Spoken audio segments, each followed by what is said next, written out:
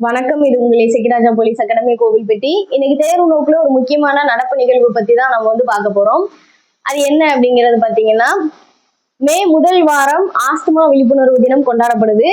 அந்த தினத்தை ஒட்டி உலக சுகாதார அமைப்பு ஒரு அறிக்கை வெளியிட்டிருக்காங்க. அந்த அறிக்கை என்ன சொல்லுது அப்படிங்கறத இந்த காணொலியில நம்ம முழுசா பார்க்க போறோம். வாங்க பார்க்கலாம். உலக சுகாதார அமைப்பு அறிக்கைப்படி உலகத்துல 262 மில்லியன் ஆஸ்துமா நோயாளிகள் இருக்கிறதா சொல்லியிருக்காங்க. அதுலயும் குறிப்பா இந்தியால 3.4 கோடி பேர் ஆஸ்துமானால பாதிக்கப்பட்ட நோயாளிகள் இருக்கிறாங்க அப்படின்னு சொல்லியிருக்காங்க. 15 வயதுல இருந்து 45 வயது வரை உள்ள பெண்கள் 2%, 12 வயதுல இருந்து 19 வயது வரை பெண்கள் 1%, 16 வயதுல இருந்து 49 வயது வரையுடைய ஆண்கள் 1%, குழந்தைகள் 4ல இருந்து 20% ஆஸ்துமா நோயினால பாதிக்கப்பட்டிருக்காங்க அப்படிங்கறதா அந்த அறிக்கை.